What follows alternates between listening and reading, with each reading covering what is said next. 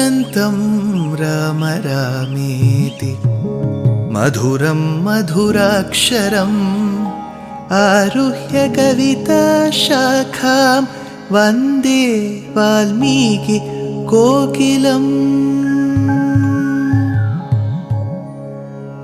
रामाय रामभद्राय रामचन्द्राय वेधसे रघुनाथाय नाथाय सीताया पतये नमः।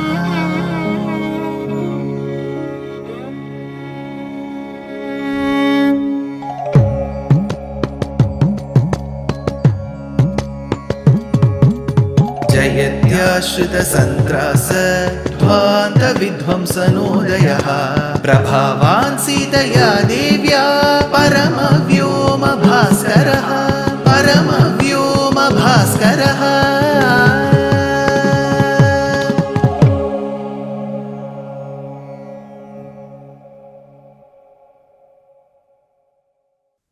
श्रीमते निगमान्त महादेशिकाय नमः। Vishwamitra entered the court of Dasharatha. While Dasharatha was worried about the future, especially the marriage of his sons. Here he says, Darakriyam prati Valmiki. So, he was worried about the marriage of his sons. What was the age of Rama? I had said it was 12. That is when Vishwamitra enters the court. Dasharatha, listening to the few words of praise by Vishwamitra, promises that whatever he desires, he shall grant. Bruhi yat prarthitam tubhyam karyamagamanam prati ichhamyanugrihitoham tvadartham parivriddhaye karyasya na vimarsham cha gantumarhasi suvrata. So that is when he promised.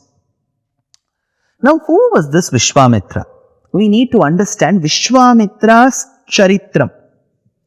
Well, in Srimad Ramayanam itself, in the same work of Valmiki, towards the second half of Bala Kandam, when Shatananda, the Purohita to Janaka in Videha Desham, Mithila Desham, understands that his mother Ahalya has been granted Shapa Vimochanam by Rama, he thanks Vishwamitra for having brought Rama to Mithilopavanam. That time, he narrates the charitram of Vishwamitra. That is how Vishwamitra charitram is brought forth by Valmiki in Ramayanam. What I am doing is, I am cutting that portion and pasting it here. Now, I shall tell you in advance who this Vishwamitra is. Amongst the many composers of devotional compositions in Bharata Desham, in the southern state of Kerala, there were devout kings to Lord Vishnu. Lord Vishnu is referred to as Padmanabha, the one from whose Nabhi, navel, Padma, the lotus comes. So, to that Padmanabha, these kings treated themselves as Dasa, servants. So, one of those kings who was a great composer, a prolific scholar, was Swati Tirunal. Tirunal is the title given to the king, and Swati is the name of the star on which he was born. So Swati Tirunal, in one of his gigantic, majestic, a very, very moving composition called Bhavayami Raghuramam, brings forth the essence. He says, Dinakaranvayatilakam Divyagadhi Suta Savana Vanarachita Subahu Mukhabadam Ahalya Pavanam Anaghamisha Chapabhangam Janakasuta Pranesho Ganakopita Bhagorama Garbharamita Saketam Bhavayami रघुरामो भव्य सुगुण रामं भावयामि रघुरामं भावयामि रघुरामं. I pay my obeisances to Raghurama, states the poet. That time he states, Dinakaranvaya Tilakam, the one who is born as the scion in the Surya Vamsham. Dinakaranvaya Tilakam, Divya Gadhi Suta Savana. Gadhi Suta, there was a king called Gadhi. Gadhi Suta is Vishwamitra. So this is how the Charitram goes. Now, let us understand who this king Gadhi was. Gadhi was a very able administrator, a great devout person. Now, Gadhi had a daughter called as Satyavati. This Satyavati is different from Mahabharata's Satyavati, who is the mother of Parashara, who is the mother of Vichitravirya, Chitrangada, who is the wife of Shantanu. That Satyavati is different. That Matsyagandhi is different from this Satyavati. This Satyavati was the daughter of Gadhi, the king. She was given in marriage to a Maharishi called as Ruchika. Ruchika lived for some period of time in a hillock. It was called as Bhrugu Tunga.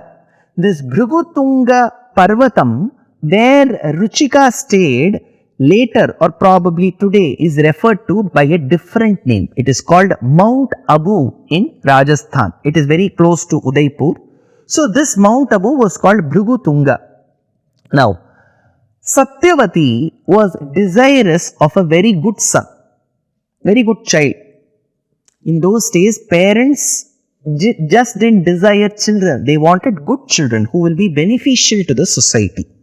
So Satyavati expressed her desire to her husband that even before we can think about coming together, we should pray to the divine that in the future we should have children who are of huge benefit and use to the society. Ruchika said okay. On the very same day, his mother-in-law, that is Satyavati's mother, King Gadhi's wife, she too came and said that from the moment I've gotten my daughter married, I feel very left alone in my house. So my husband and I are desirous of a good child too. So the mother-in-law is asking, the wife is asking. So Ruchika performed a great yajnam to ward away the sins that could prohibit or prevent them from getting pregnant, and then seeking the divine intervention. That is when there were two Vedikas placed with two different pots. So that pot had Kalasha Jalam. That Kalasham had Vaidika Jalam. It had Vedic waters because Vedas were being chanted, and those waters which were purified by the mantras were to be consumed by the respective one, the mother-in-law, the other his wife. So this mother-in-law kept noticing this particular yajnam happening very religiously, sincerely. Towards the end of it, the one who was performing the ritvik, that is Ruchika, he said the yajnam is over. Now I shall go to the waters of the flowing river, do avabhrita snanam. Avabhrita snanam means you take bath head to toe by reciting a particular portion of the Vedas called Agavarshana Suktam. I shall do that and come. By the time he left, the mother-in-law thought, see, I have also asked for a child. Maybe he has paid a lot of attention to the yajnam where his wife has asked and not given equal attention to mine. Thereby, the waters in the kalasham of my daughter may be much better than what my kalasham is. So she went in a hurry and consumed the waters from the kalasham placed for her daughter. Her daughter was not aware of it. She went and consumed the waters of the other pot. She thought that was the pot meant for her, and she consumed the waters meant for her mother. As soon as the Rishi arrived at the Vedika scene, where the yajnam had taken place, he understood what had happened. He said, you should have not been so hasty. You should have consulted with me and then taken a decision. Then they asked, why? What is wrong in this? the waters meant for my wife will give birth to an able Brāmhana. A Brāmhana is supposed to be bereft of anger.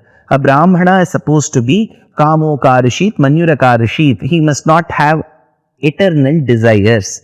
He should be meditating and contemplating upon the Brahman only. To impart knowledge is his only duty, to lead a simple life.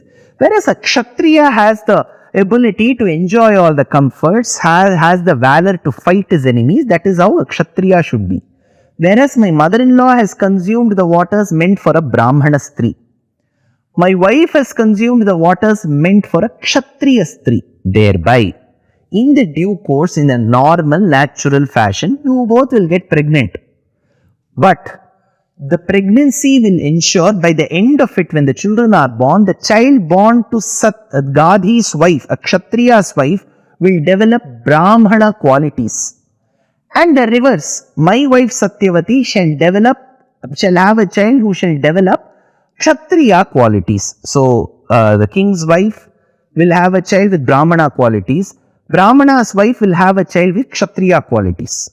But that moment, Satyavati goes and tells her husband, see, I was not aware of this. My mother had committed the mistake and I became a byproduct of it. So, I was not supposed to bear the brunt. Please excuse me from this particular curse. That is when Richika said, see, I have not cursed you. I have just told you this prediction. But one thing I can pray, because it was not your mistake directly, Satyavati, your son who may be born will have Brahmana qualities. But your grandson, I cannot assure he may have Kshatriya qualities. Now, who are these children? Who were these children born? Gadhi's wife delivered a son. His name was Kaushika. Kaushika, who was born as a Kshatriya, later becomes a Brāmhana, a Brahmarshi called Vishwamitra. And the son of Satyavati, who was excused from that particular curse-like statement, is Jamadagni. Jamadagni's son Parashurama had to bear the brunt of what act was performed by his grandmother. He grows up as a Brahmana, later adapts Kshatriyahood. So Parashurama was born into a Brahmana kulam and became a Kshatriya. On the other hand, Kaushika, Vishwamitra, was born as a Kshatriya, later became a Brahmana. So this is the precedence that we have to their charitram. Now, Kaushika, who was the son of Gadhi, grew up as a Kshatriya. He was a very able administrator. One day, on his sojourn to the forest, he entered in the hermitage of a great Maharishi called a Vasishtha. Vasishtha welcomed his guest, who was Kaushika Raja, and told him he and his army shall be served with delicious food. The king was reluctant. He said, you are a poor Brahmana. What can I take from you? I don't want. Vasishtha said, don't worry, you all sit. I will serve you food well. You will have the best of food. True to what Vasishtha said, Kaushika had a lavish spread on his leaf. So were the soldiers. Now, Kaushika got into thinking, how could Vasishtha, being a poor Brahmana, give such a lavish feast to his guests, and that too in such quantity? He asked, who is granting you all this? That is when Vasishtha said, Shabala, come here. That is when Shabala came, the divine cow came. These cows had the ability to grant those ingredients necessary for cooking food that were very, very high end. See, for example, in our normal houses, we use tamarind, dal, wheat flour, rice flour. We don't end up using olives, jalapeno and all of that day in and day out. It is not that we cannot afford, it is not that we cannot buy, it is not that it is not available. It is available, we can afford. But we cook with basic dishes. Imagine that a poor person is telling that I cook every day with jalapenos and blueberries and raspberries. So this is when the king got a bit doubtful. He called, and that is when Vasishtha called Shabala. Shabala was a divine cow that could grant whatever Vasishtha wanted. The moment Kaushika saw that particular cow Shabala, he thought, this must be under my control. Anything which is so precious should come under the government's control. he said, I cannot take it anymore. I need this particular cow. That is when Vasishtha got really angry. He wanted to fight back Kaushika and his army. So he asked Shabala to create armies. That is when she created many armies of Kambhojas, Pallavas and so on. Who are these Pallavas? These Pallavas were people from Iran, Kambhojas around Afghanistan region. Such people were created and they started fighting with Vasishtha's army. Now, Vasishtha's army, Kaushika's army, they fought. Who won? We should see it in the next episode. Dear Astika reader, I am happy to be authoring a 2-part book on the Ramayana in English. The first part is slated for release in the year 2024. The book aims to recreate and retell the Ramayana of Valmiki, conforming to the ancient commentaries and other allied literature. To receive notifications of the book release, kindly register with www.deshikadaya.org/books. Namaskaram.